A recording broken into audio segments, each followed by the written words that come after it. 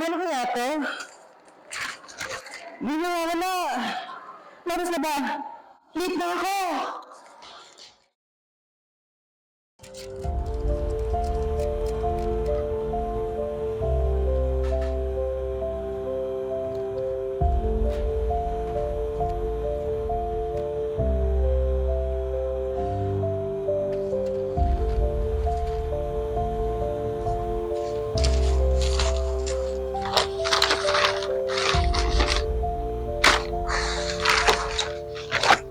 Christian, good morning. Sir, Nakuha mo na ba yung revision ng client report? Ipaalat na sa akin kanina yung management. hindi ko po kasi nagawa eh. Hindi ko na talaga nakita yung mga task. Ang dami po kasi na-assign sa akin eh. Alam ko, naiintindihan kita. Kahit ako di na rin ako makatulog dahil sa dami na pinapagawa ng admin lately. Pero, kailangan na talaga ito ngayon. Pwede bang pakiuna tapusin muna na ito within the hour? Sige po sir, Okay, sige. makakasa po kayo. Message me pag kailangan mo ng data. Sige po. Para hindi puro pressure lang na may napaparamdam ko sa inyo. Apa.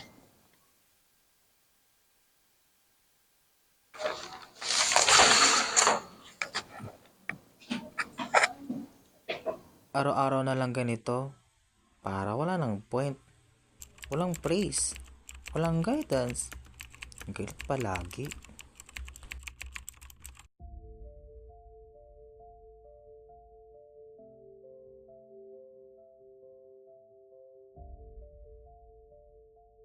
Tulala ka. Parang problemado. Problema mo. Hindi ko alam. Parang feel ko, di naubos ng trabaho eh. Nararamdaman ko na yung burnout. Same.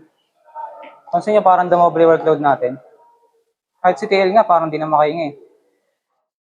Feeling ko ano yan eh. Galing sa taas.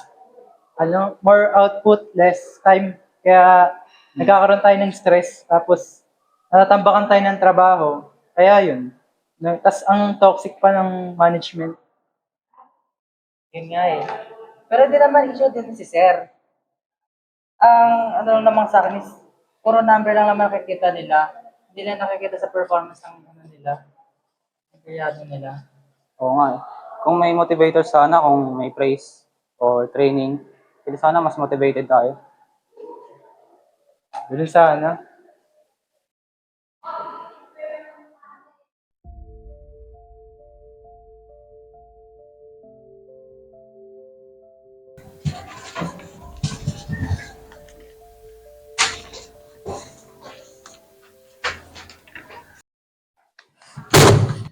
Christian! Ano to? Ilang beses ko ba sasabihin sa'yo na i-double check mo tong data? Bakit may mali na naman dito? Paano ko ipapasa to sa management? Pasensya na po. Inaayos ko. Ayos? Ilang ayos pa ba maririnig ko bago kayo magseryoso magtrabaho? Hindi lang ikaw lahat kayo. Parang wala na kayong motivasyon magtrabaho.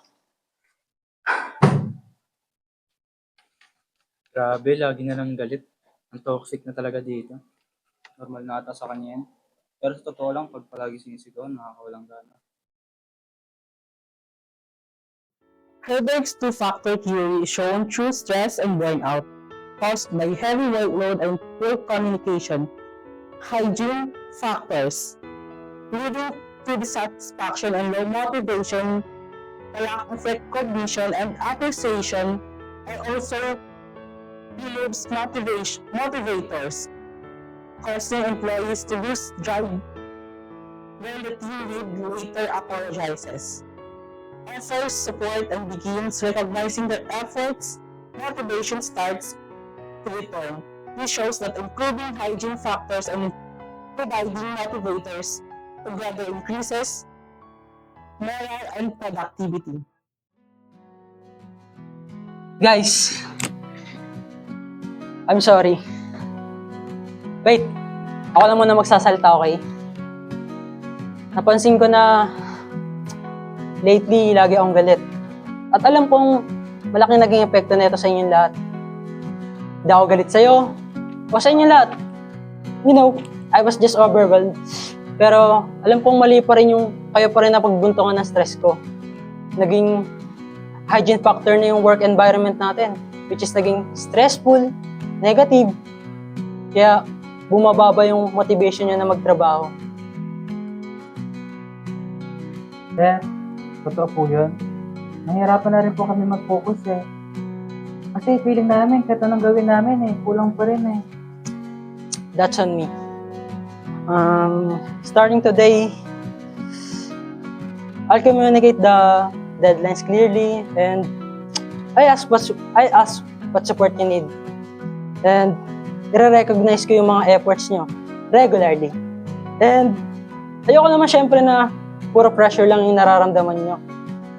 Sir, na-appreciate po namin yun. Gusto rin po namin mag-improve. Pero mas motivated po kami with guidance, hindi po sa takot. Sure, deal. Magsimula ulit tayo ng masama-sama. Okay na to. At least may direction na rin, di ba? Nagana na ulit pumasok. Yun. Thank you everyone. Gawin nating mas better yung workplace natin kesa nung kahapon. Okay? Let's proceed to our meeting.